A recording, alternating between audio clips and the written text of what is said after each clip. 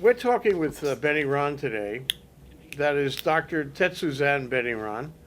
And your PhD is in what? Was it chemistry? Was it biology? Or My a PhD, combination? yes, it's a combination. My PhD is from the zoology department at the University of Hawaii, Manoa, This was but specialty in aquaculture. And during my PhD, I did some mathematical modeling of hormonal distribution. not everybody gets a chance to do that, so that makes you special, honestly. Well, I worked a lot on physiology of fish, and eventually ended up in Israel, department head for genetics and physiology. But then you came back. Yes, I was called back to University of Hawaii to be the aquaculture coordinator. And now you have evolved that into aquaculture specialist in extension and training at the University of Hawaii, UH Manoa. This is in the Department of Human Nutrition, Food, and Animal Sciences under CTAR, the College of Tropical Egg. And human resources. And human We resources. still can't figure out why human resources works with tropical agriculture. What do you mean, why? They build the future workforce. Workforce. Of course. You think it started out that way? You know what I think it started out? It started out in the plantations that way. In 1910, the university was established in 1910, and it was the whole thing was kind of an experience for the plantations, and so they were doing research on crops and plantation technology, if you will, agricultural technology, but they also had to work with the workforce there on the plantation. That's why I think it's a combination of those two things. I think that we need to go further back. We need to go to President Abe Lincoln, who actually initiated the land-grant institutions. And CTAR is a land-grant institution. University of Hawaii is a land-grant That's true, institution. yes. And the whole idea behind land-grant is to support the farmer and his family. So there's a lot to do with workforce development, a lot to do with training of the farmer and his family. We're gonna get into that. We're gonna talk about changing the world as we know it. You know, is the ultimate sustainability. But the first thing I need to know, Dr. Benny Ron, is what is this cap over here with the funny spelling? Is that the way atoll is spelled? Yes, as I told you earlier, it's atoll or not atoll. And that's the name of the show. It's atoll or not atoll.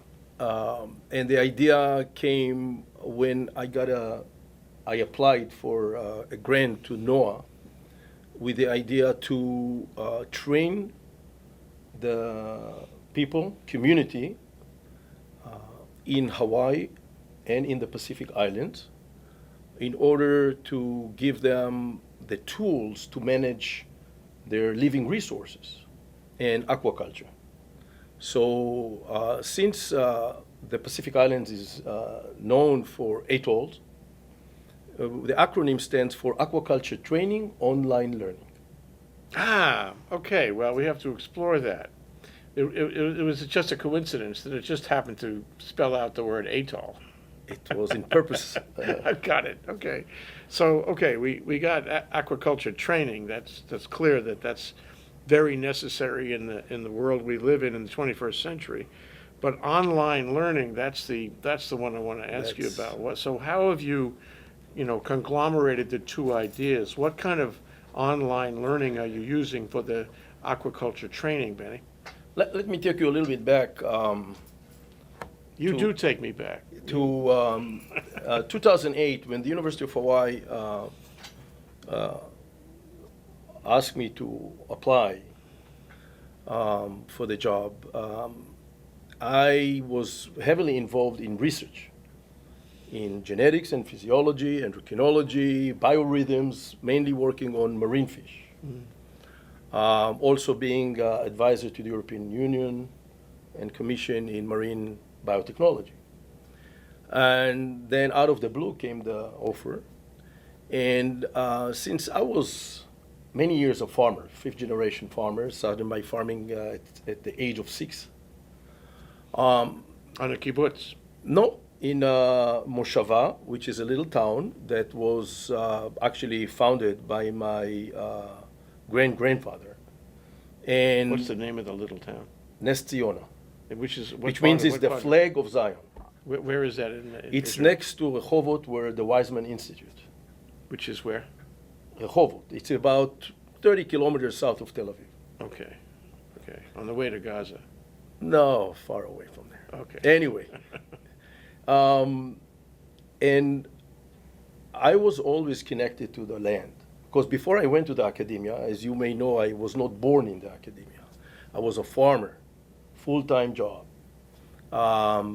And that's what paid eventually for my undergraduate studies in animal science at the Hebrew University. So for many years being in research and challenging molecules, when I had this opportunity to come to Hawaii as a coordinator, it opened for me a window to go back to work with the end consumer, what I called, and this is the farmer. Because I believe that whatever we do, we must support our farmers, and we talked about it in the past. And the main reason is that they are the only one that produce food. All the rest of us are, in a way, a parasite. So part of your mission is to train people. It's interesting because if I just heard aquaculture coordinator or specialist, I would say, well, there's a man who knows a lot about aquaculture, and he will be dealing with the academic side and the developmental side of aquaculture in Hawaii. But you've gone further than that. It sounds like you're into the notion that we have to teach everybody how to do this.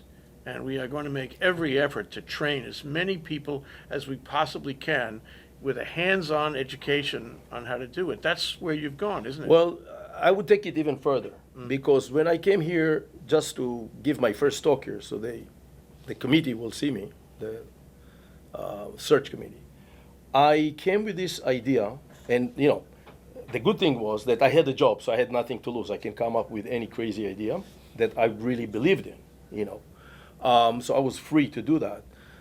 And I came with this idea that actually we need more than just training. We need to connect. We need to engage a lot of people in Hawaii, in the Pacific, and beyond. So engage with what? With how to produce food. Okay. So in my talk, I made a whole plan of how it's going to work. And I said Hawaii actually doesn't have resources. I mean, the main resource of Hawaii is tourism. But this is not what I call it sustainable and healthy resource, because every country has to produce, I believe, minimum of 50% of what they are using in food. So I said, since we don't have those resources, what Hawaii has is the location between East and West. And Hawaii has wonderful university and wonderful library. And I said, what we need to do is to become the lighthouse of information for the Pacific and beyond, and that we will give most of the information for free. We have the Aloha Spirit, we're going to use that. And then we're going to cause a ripple effect. And this ripple effect will bring back a tsunami of goodwill. I'm with you 100% on that. That's what Hawaii's role has got to be, not only in aquaculture, but in a lot of other things. Aquaculture, we have a lot to give, though. Right. We have an enormous amount to give because of our environment and because of our opportunity here. So, the thing about it is, though, that you have a lot of training to do because you have to bring people into the 21st century and have them use high tech. And as I recall, when you first started this, you brought in a guy from the Virgin Islands. Yeah, Jim Rakosi, Dr. James Rakosi, expert for aquaponics and biofloc. And actually what happened, I mean, in a fairly short period of time, you had dozens, if not hundreds, of aquaponic farmers actually feeding themselves. It's like a brush fire. Aquaponics now is everywhere in Hawaii. Yeah. And our college, CITAR, is giving more and more workshops, and we have it online, and it goes all over the world. And we need to take in consideration that the interesting thing about aquaponics is that one of the reasons it's so popular is that a lot of people can do it in the backyard. A lot of schools can use it. Tell them people what aquaponics is. Well, aquaponics is a symbiotic system where you grow both aquatic organisms and plants. And actually, whatever come from the aquatic organisms, the waste that coming from the aquatic organism, is the base for nutrition of the plants that grow. The plants play a role in filtering those chemicals in the water that are harming to the fish, which are waste product of nitrogen, for example, ammonia or nitrite. And the building force here, or whatever makes this system work, the engine of the system actually is bacteria, microbes. These are nitrifying bacteria. They take the ammonia, which is a waste product of metabolism of the fish after they ate, and breaks it into nitrite, which is also toxic. And then there are other nitrifying bacteria that breaks the nitrite into nitrate, and the nitrate is a component, is a mineral that can be used by the plants to grow. Now, once the plants use the nitrogen in the water, then the water go back into the fish tank, and it's clean and healthy for the fish. So basically, they also play as filter system for the fish. The great news, we don't have to add water other than that evaporation. So it's a closed system, what we call recirculating aquaculture system. You know what's amazing about that is, people, scientists, and everyday people have been looking for the perpetual motion machine in science like forever. Leonardo da Vinci looked for it, yeah? Right. And we never found it yet. We found a lot of, minimal friction kinds of things. This is kind of like a perpetual motion machine. Yep. This is the perfect environment that keeps on going by itself, and you put in so little and get so much out. You can live on aquaponics. You can live on People do live on aquaponics, but I have to have a disclaimer here. Okay, before fair. everybody gonna go sell the cars and everything and go buy all the aquaponic system. I hope this isn't too negative, yeah. It's not negative at all. What I'm trying to say is that those systems, the aquaponic systems, it has to have the know-how. That means the people that are dealing with it or training themselves or trying it, they can, if they don't do it right, they can find it very expensive relatively to whatever they can get or the income or the different plants that they grow, etc. So that means they need to really look into it in a very smart way and go take workshop and take the ATOR program, which teach. Do I have to have a master's degree in zoology or You biology? don't need to have or chemistry? anything. You need just to have a goodwill and a sense of logics. And we teach that, and the whole ATOR program is open to 16 years old and above. Mm-hmm. And in purpose, it's a non-credit class, so it's open, and we sell it via Outreach College at University of I'm Hawaii. talking Manoa. about that. And So what I'm I trying can to say come that on the down- commercial, what we try to do now is validate this thing on a commercial level. Now that's the real trick, is to take the aquaponics from the backyard and run serious commercial system. Make a living. That you can basically run a system that bring you every year, let's say $100,000 income. That's enough to put your kid in school. That's right. So this is really interesting. Is there anybody out there now who's doing it as a business and actually making cash money, aside from satisfying the needs of his family for food? Is there anybody Yes, out there there? are. I don't want to put names right now because no need. we might hurt those who we do not mention. But Yeah. there are some people in Hawaii, Yeah. and of course outside Hawaii, Yeah. that already starting to make money. However, as a researcher, as a specialist, I would like to see it validated. I would like to see that the numbers, so I can feel comfortable going to other people and say, this works. What do you mean, the numbers of? Of what you have to put inside. You have to take in consideration is the efficiency of the feed that you're going to use. Yeah.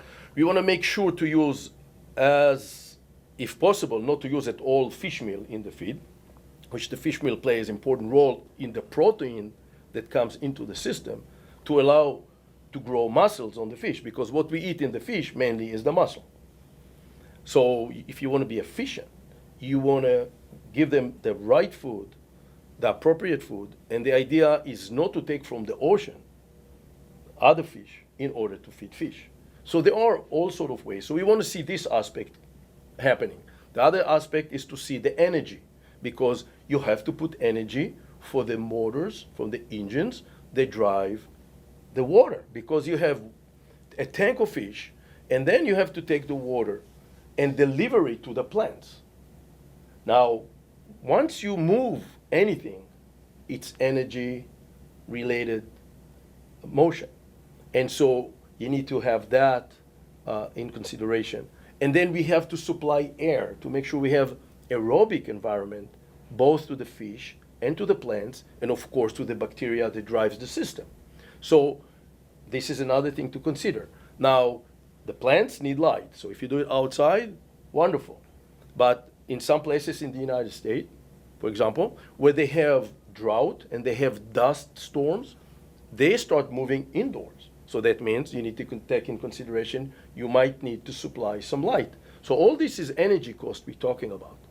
And if you have drum filters, for example, if you have very intensive system, you need to clean them. You need to move things. So we talk about energy. So eventually, you need to find the right crop. When I say crop, it can be fish or shrimp, and it can, and on the other hand, the plants. Mm-hmm. And so it's vegetables and fruits. And once you summarize everything and you see what is the input in energy and in seeds or other expenses that you have, and of course feed is a major thing. And I didn't even go into diseases, either in plants or fish, that might take toll, and you have to take care of that too. So what I need to see is really the numbers. We need to validate it to see that we can go on a big scale commercial system. We know already that in the backyard it's working. Some people, it's more expensive for them. And some people, if they do it right, it's minimal.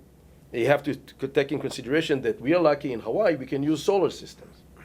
So the solar systems basically will bring enough energy to run air pump in order to drive the water and bring about aerobic system, aerobic conditions. Strikes me that, you can lay this down in a book or online. I was going to ask you about your Aquaculture Hub, which is a world famous website already with bristling with all kinds of creative stuff on it.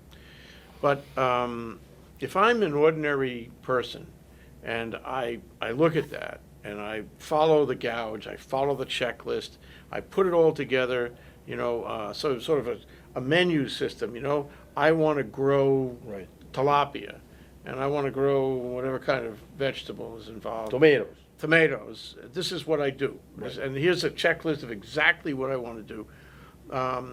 Even if I am trained in science, I'm going to need consultation.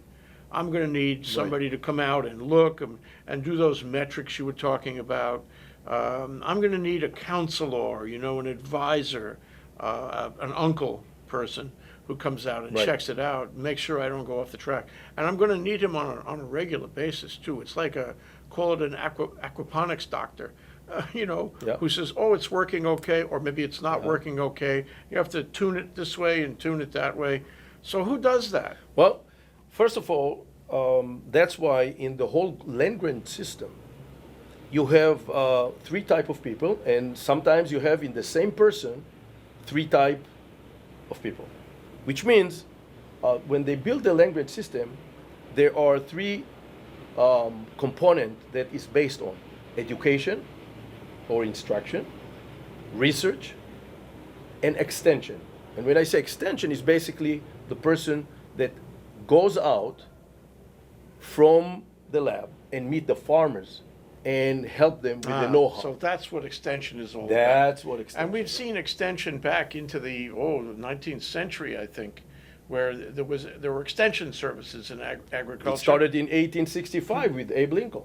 Okay, and so you go out into the field, you talk to Exactly. people, you train them right there on the ground. Or And you show you them. bring them in to a workshop, or you take them to the ATOL via online, because we have to remember, if I'm gonna be creating here a workshop Yeah, on Oahu at the University of Hawaii Manoa, yeah, what about the guys on Kauai? What about the guys on Molokai? absolutely.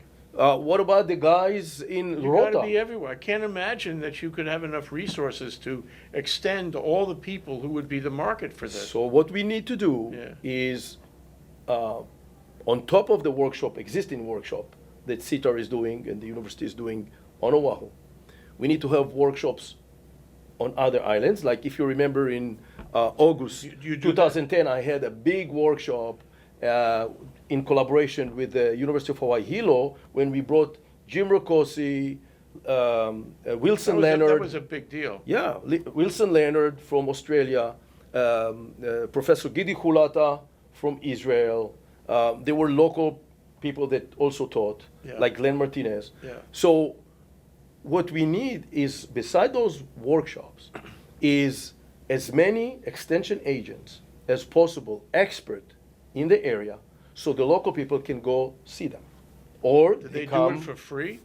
well, if they are being employed by University of Hawaii, by CITAR, then they get a salary for that. Now, interestingly enough, the whole story with aquaponics brought about a blooming era of farmers that become so-called extension people. And Glenn Martinez is a wonderful They give example. back. They just go out to the community. What they do on certain systems that they build, they get a payment for that. But what Glenn is doing, for example, he on certain issues every weekend, he can go to help either a church or a school, and they pay only for the material, while he provides the expertise and sometimes the manpower. I'll give you an example. Right now, as we speak, students of the ATOL program from Rota, this is the Northern Mariana Islands, here in Hawaii since January, and they taking the ATOL. Actually, they finished all the classes already, and they already passed the exams, but every day they do hands-on work. So the whole idea is that by the time they go back in April to Rota and to the CNMI, they will be expert right there. They will be still in touch with us, but they're going to help the local people there with building for them aquaponics system, and this is going to generate. So you're going to check them out. Oh, You're going to you make bet. sure that they're up to it. Because, I mean, I can see that if you don't tune it right, it fails. And then course. everybody's hoo-hoo about that. Well, that's why they build here systems, and we Yeah. watch them build systems, and we check them out. And then they duplicate the same process back home. They will. But right now, Yeah. they're doing hands-on. Yeah. And just a few days ago, they built a whole system by themselves. Yeah. Well, I mean, to me, this aquaponics thing, I mean, you kind of made it real in Hawaii as far as I can see. It wasn't happening before you brought it here. And it's a great prospect. And I'm sure there's a lot of people who have come and will come to feed their families and maybe hopefully make $100,000 a year if they do it right, really tune it right. But it's not all over the islands yet, Benny, right? Well, There's a long way to go before we feed well, ourselves. let me tell you in something. large First of all, numbers. I don't want to take the credit at all for being the only one. There are wonderful people who belong and working as extension people in CITAR. They're teaching it. And there are people who are on the Big Island, on Maui, on Kauai, that are doing wonderful work, teaching and actually expanding I would call it the aquaponic membership. And it became really like a brush fire all over the United States. I mean, it came to the point where they start having a yearly conference only on aquaponics. Now, I come from Nashville, Tennessee, where we had the triennial aquaculture meeting called Aquaculture 2013, and aquaponics had This a was whole. a few weeks ago. Yep, only 2 weeks ago, and they had a whole section only on aquaponics, and they have also exhibition where they have all the companies coming and trading, trade show, and they have specialized tanks and variety of tools and equipment only for aquaponics. So they're selling this. I mean, they're marketing it at the trade It's a whole show. economy. It's a whole economy. I mean, you can go on Amazon and buy aquaponic system. You can go to Aquatic Ecosystem and buy. Can you buy the individual pieces? In other Yep. words, if you Yep. wanted You to can set go up and buy stuff. a And you highly can go on designed- Craigslist and find things and just make up your own system. or you can go to Lowe's Hardware or Well, I don't. Home Depot? I don't think they don't have complete systems yet. no, but they have the pieces. They have pieces. Yeah. And so if you're really akamai about this, You can do it with, But I would challenge everybody yeah. to go and do it from recycled material. That'd be totally sustainable. And then it's going to be nice. So where is it going? I mean, I would like to see, however the university coordinates and proliferates and trains and whatnot and offers online instructions and extension people and all this. I'd like to see this all over the islands, but I don't have the sense that, although there's a lot of people doing it, I don't have the sense that it's an industry that's feeding a substantial percentage of our population just yet. Am I right? You're right. And that's why I mentioned before. Right now, the Hawaii Department of Agriculture led, and the aquaculture and animal, livestock service, led by Todd Lowe, are going into testing commercial system, and they want to evaluate how When you say commercial system, you mean a system that that can feed actually substantially A in business. Hawaii, a For business, a a big business. business that they can sell to Foodland or Times or Costco, the product, Okay. and it's going to bring industrial dimensions here. commercial. I call it commercial. Okay. And because these are the commercial farms that eventually we want to see in the state growing up, because they're going to have what we call it best practice management, Yeah. and they will have to come up with high standards Yeah. and traceability, because Can- all the big supermarkets Can I they go want into the supermarket right now today and buy, food, any kind, either the fish or the vegetables that have been made in aquaponics? You might, but not always you will know it. I hope that we come to an era here in Hawaii that, like today, if I go to the supermarket, at least in, I would say most big supermarkets, most chain, you can look for local grown. And this is another wonderful thing that was developed with the collaboration of CITAR and Hawaii Department of Ag, to have certain labels on produce that will tell us, the consumers, that That's this is great. local grown. That should be easy, right? But we want to have It's a one more pride step thing. to tell them this is from aquaponics. But we don't have that from aquaponics. Yeah. Well, but everybody who generates the food from the aquaponics could make a label, right? See, every label that you do, it has to be coordinated with the State of Hawaii Department of Ag and Department of Health It and has so to forth. be, it has to be true. Whatever it Exactly, says, it has to be exactly. true. There is a certain process that you need to go Yeah, through. yeah. What about the, the local perception of tilapia, what is it called, St. Peter's fish? St. Peter fish, yeah. Getting in Israel, and I had St. Peter's fish in Israel. Yeah, the whole story is related to Jesus and St. Peter in the Sea of Galilee, what we call it in Israel, Kinneret. And when the people were hungry and Jesus fed them, with tilapia. That's perfect. So if it was good then, I think it should be good today. Yeah, it should be. And it is. But a lot of people locally, they think that I think not anymore. tilapia is a garbage fish. I no? think that the whole attitude has been changed, and actually the local tilapia that is being grown here in Hawaii Yeah, is it's a better quality. not only not only that it's better quality. I can tell you that compared to the U.S. continent, Yeah. here we get better prices Oh, for the tilapia. you mean higher prices? Higher prices. So- The farmer gets higher prices, and this is surprisingly good news. And so it's worthwhile to invest in this fish.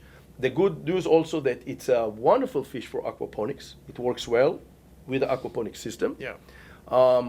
And I hope that will come a day where that you will go to the supermarket and you will not need to buy tilapia from the Asian countries and know that you buy tilapia island fresh. We can do that. So do you think somebody can really make a big buck on this with a I would like- commercial scale? I would like to believe so, but again, as a scientist, What's until I what's- see the data, I cannot tell what's you. holding us back? Well, as I said, efficiency.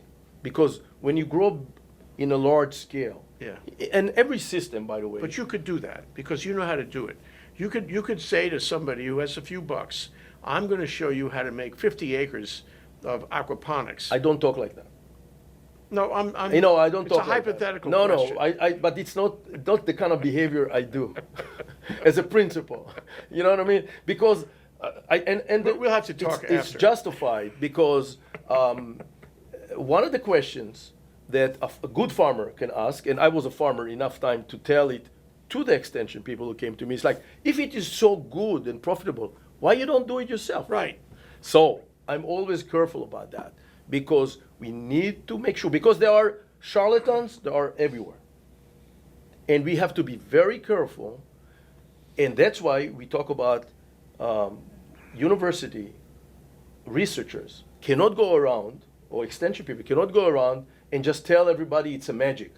These days are gone. We need to do science and we need to measure things, and we're going to make sure to protect that farmer from making mistakes and make sure and be responsible that they can make profit out of it. All I'm telling you, though, is that if you came to me next week and said, Jay, I have 50 acres, me, Benny, because I know about these things, I have 50 acres under, quote, cultivation as aquaponics, and I am selling to Safeway, lots of stuff every day to Safeway.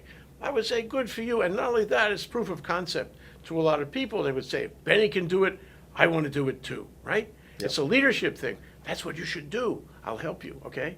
Okay. What? Okay, let's move on to another topic now. Okay. We have in Hawaii, under DLNR, the legal ability, and it's the only state, as far as I know, that actually has this provision, to actually lease open ocean land to fish developers, to fish entrepreneurs, to aquaculture fish entrepreneurs. It's a fantastic possibility. And yet, there's only maybe one that's doing it right now. And a lot of people have spent a lot of time getting the permits, and they haven't actually gotten the permits. And there's a lot of people who oppose it for reasons that are not clear to me. And I would like to ask you about that for the second half of our little discussion here. What's going on in open ocean aquaculture, and why aren't we generating tons of product right now? Okay, this issue, although has a great potential, there's no doubt about it, because the possibilities of growing fish in the marine environment has been tested already. This I can tell you for sure because I was involved in it in Israel. I was involved in it in Europe. The salmon industry, I think it's a proven concept. It works. Okay. There were hurdles like anything else, but you have to remember the whole concept of the modern aquaculture, it's a baby. It's relatively new because if you talk about agriculture started in the Fertile Crescent, the area where I came from, Mesopotamia area. That was the original 10,000 agriculture, yeah. 10,000 years ago. Right after we stood up. It took a while, right? It took a while, until we still struggle with certain agriculture product. Yeah. It's not the end of it. We still have to deal with a lot of issues and improve ourselves. So aquaculture is relatively young because up until now, for many, many years, fisheries was the main thing. But what is fisheries? Is hunting. Okay?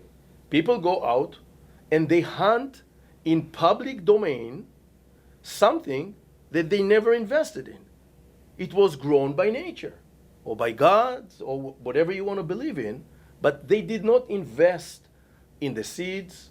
That means the young ones. They did not invest in the reproduction part. They did not invest in the grow out part. They did not invest in feed. It was roaming in the fields. It worked well for a long time. It worked well. The bisons are gone. Now you have to grow your own cow or your own buffalo today, which is even very rare. Yeah. Now, the same with the fish. People went, and we call it, we have classes. In the ATOL program, we have a wonderful lecturer, a researcher, a scientist from University of Hawaii, Manoa, named Dr. Paul Binfang. And he's talking about the tragedy of the common. That means the fact that people went into common water and just took whatever belonged to everybody and made money out of it, eventually it caused a depletion of the resources. Because every time you talk about resources, within this word, it means limitations. That means eventually, if you don't manage resources in the right way, they're going to be gone. And that's what happened to the cod industry, for example. To the what? Cod industry. Fish named cod. Cod. Yeah, C-O-D. So There's no more cod. you cannot fish it. It's gone. Because if you take the fathers and the mothers and you stop the reproduction, there's no more fish. Yeah. I mean, there are, if you go look back into the Hawaiian society, they had very strict regulations about what can you take out of the land, what can you take out of the sea. And they had the kapu system.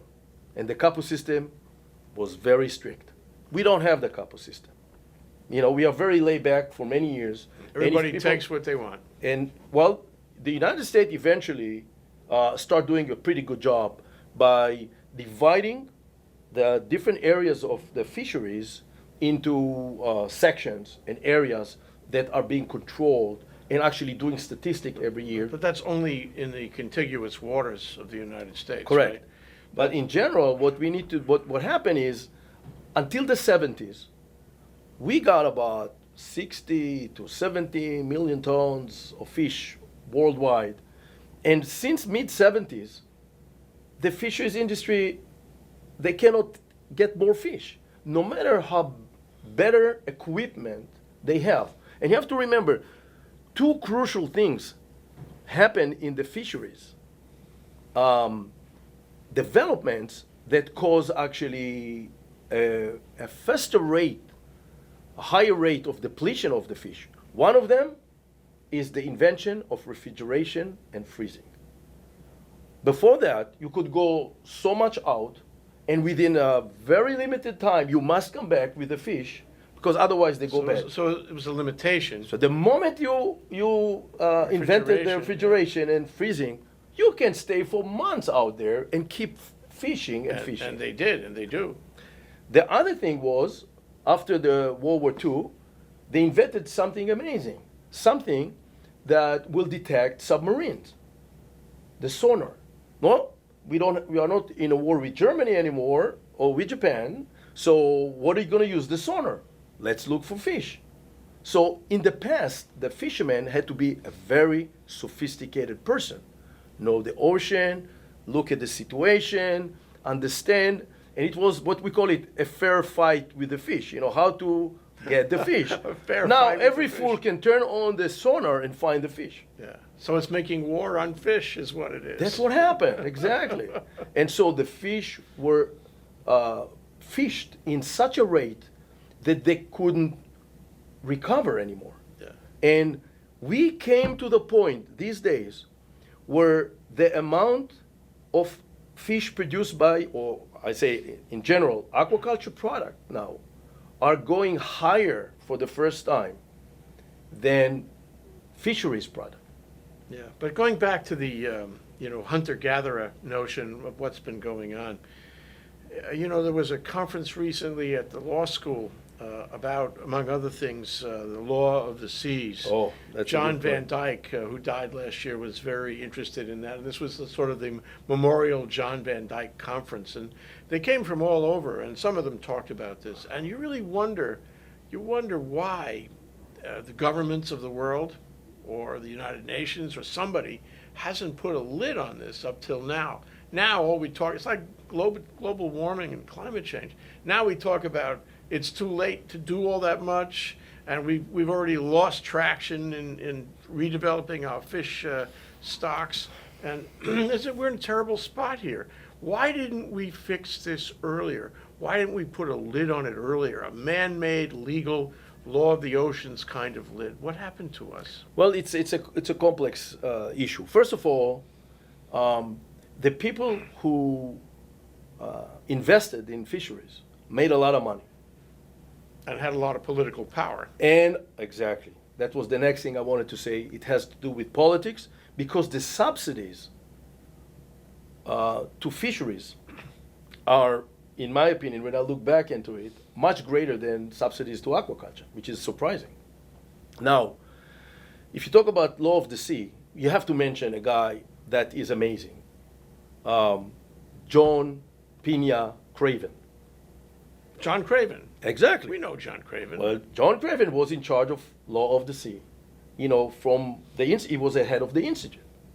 And it's interesting, many countries actually sign on agreements of law of the sea. The United States did not sign to the day. And this Sounds just like Kyoto, doesn't it? It's similar, and I think this might put the United States in a very awkward position when other countries going to come closer by to international territorial water, and will start doing things over there, and will put the United States in a disadvantage. And I think we don't want to have that. We want to make sure the United States has authority and is part of the game, of the global game. And this will have impact on future aquaculture in the ocean, which I call mariculture. So just lately I met with John Craven. It was amazing meeting. I mean, the person, he is like, walking encyclopedia. And he so much understands the needs that of the collaboration and the needs to cultivate the ocean to the point, and he knows the potential. The potential is amazing. And I don't think we even scratched the surface of the potential of what we have in the ocean.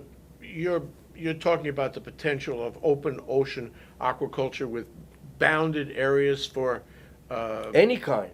What or were you talking about replenishing the fish stocks? Any kind. That's exactly what I'm saying. Is that we need to tackle the issue from various sides. I mean, we cannot be narrow-minded about that. I mean, man reached the moon and beyond. And if you take all the money that was invested in it, you cannot compare it to what invested in the ocean. If we would invest all the subsidies and the knowledge and the science that we invested in fisheries and they invested in going to other stars in the ocean, we would get the fruits. The other issue that I didn't touch is Hawaii, true, has a great potential, and Hawaii can lease either surface water, or Hawaii can also lease the floor, not the top. They can lease also only the sand part. In some cases, they do. How about something in the middle? Maybe How about yes. From the sand I mean, that's they can do whatever they want, right? The Hawaii has the statute allows that. Exactly. So, what needed to be done is to look at the legislation. Just lately, a wonderful master student from University of Washington in Seattle came up with a wonderful thesis. Lisa Buck Tucker.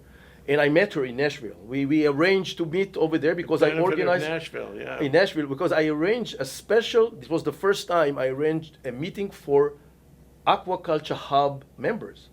We had a wonderful meeting on Saturday over there, and we got together, and people from all over, really all over the world, including one of them came to me and hugged me, and he said, "Hi, Dr. Ron." It's like, "Excuse me?" A tall, nice young guy. He's like, "I'm Enrique, your A-tool student." It's like, "Oh, thank you." So you have progeny So we already. have and we sit together with experts from all over Canada, the United States, and one of the issues we're discussing is really the future of mariculture, the future of open ocean, and in some places, like in Canada and others, they start doing multi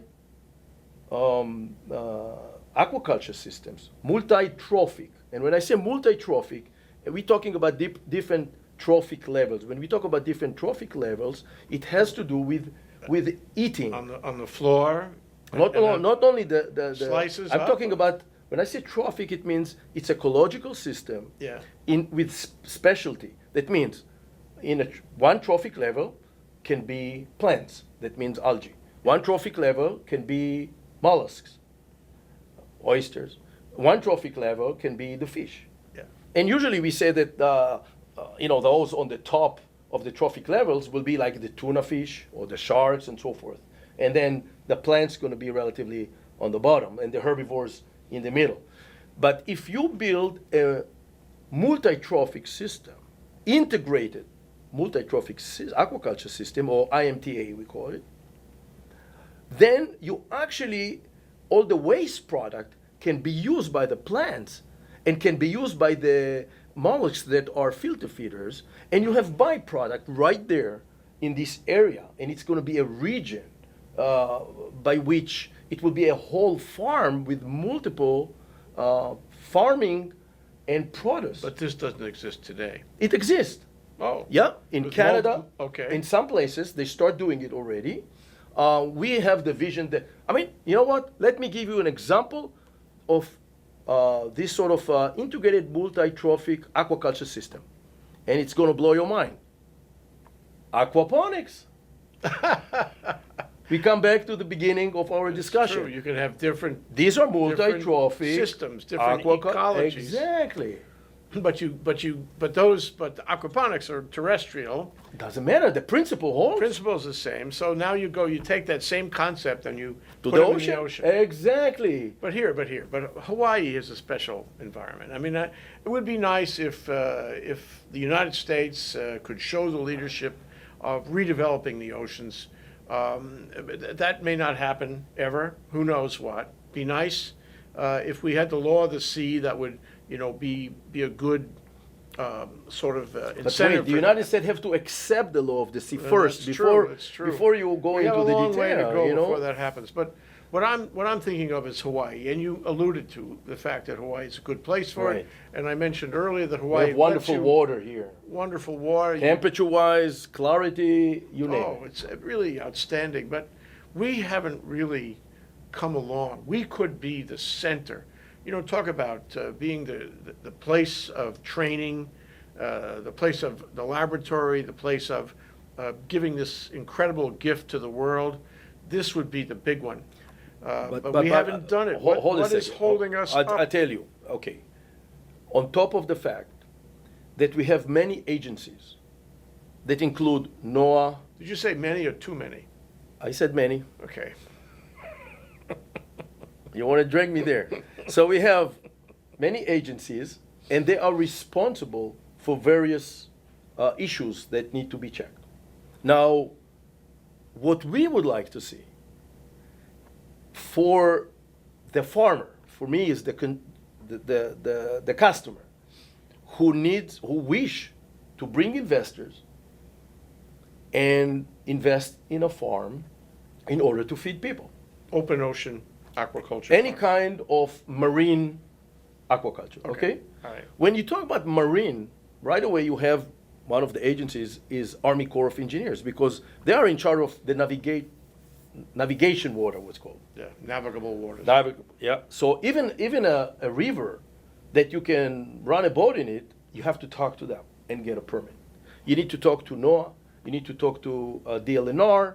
You need to talk to Department of Health and so forth and so forth. So Good thing I didn't have a heavy lunch. This is really troublesome that you have to talk to these different silos about but it. the idea is eventually, and that's what we are trying to do here and work on it, and among other, the people I work with is Al Iverson from NOAA, who is the aquaculture coordinator for the whole Pacific, and Todd Lowe from Department of Ag. And what we would like to see is a one-stop shop where the farmer, the investor come in, get the list of things they need to take care of, and eventually go out and It's a permitting one-stop shop. permitting. So how do you do that? How do you Well, establish so that? one of the first things that we do is we are really looking carefully at what we call it the ocean monitoring, because we realize that one of the points that need to be taken care of is no pollution, no waste that will have impact on the surrounding and on the environment, either on the short term or the long term, or even starting to calculate and do some measurement that will predict what happened if you stop the farm there, what left behind, and how fast this area going to It's recover. kind of a sophisticated environmental Exactly. impact So now statement. there are modeling. There are people who are expert, like Jack Ransel, who came lately and showed us his model. There are people who work on modeling. There are people in European are ahead of us in many Modeling things. accepted as a way to write an environmental impact statement? Well, it's not theoretical modeling because they build a model upon real measurements, and then they build software that you can deduct from the real measurements Yeah. and try to predict whatever future Different scenarios and all that. future component going to Yeah. change. Yeah. Now, this is one of the things that we need to make sure that first of all, let's take care of the monitoring. The next step, and while doing it, there's something that, if you remember, we had a very important workshop in 2011 called Visioning the Future of Aquaculture in Hawaii. And I have done that workshop in collaboration with Hawaii Humpback Whale National Oh. Sanctuaries. Okay. Okay. So it was good collaboration with the superintendent, Malia Chow. And we gathered a special advisory team that came from different communities, either researchers or people from DLNR, from NOAA, from Department of Ag, Hawaiian cultural experts, and so forth. And people from the Hawaiian fish ponds, because we wanted to have a cumulative of core people that will invite other people into the workshop. So now, although I'm a scientist, coming from endocrinology, zoology, so forth, and I'm into social science, because we're talking about now a new era. We need to talk, we need to consult with everybody, because the oceans are not belonging to a particular person. We live in a big environment and in a big culture. And we need to consider the Hawaiian culture. We need to consider the people who live by the shore.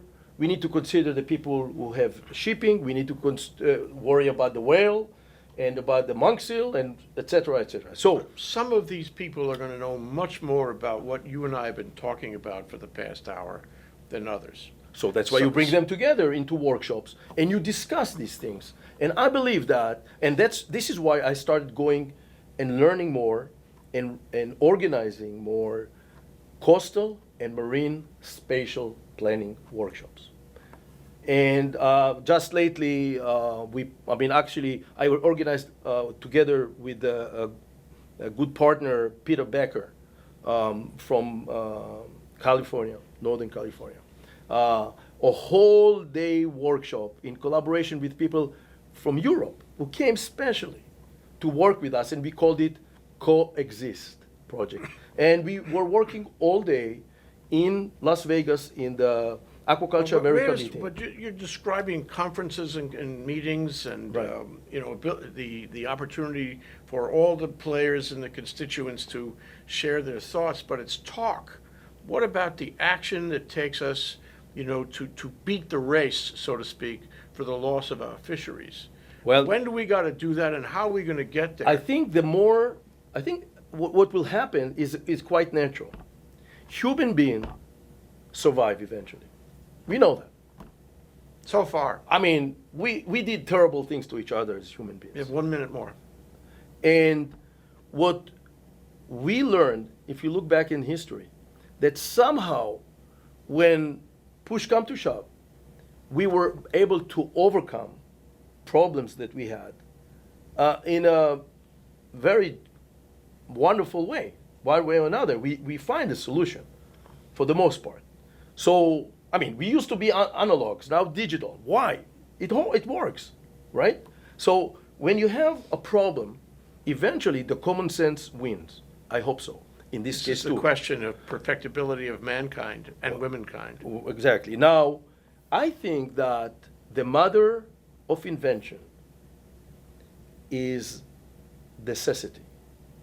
So what happened is, when we run out of fish, when we run out of seafood, somebody in the right place, and maybe many somebody, will say, okay, enough is enough.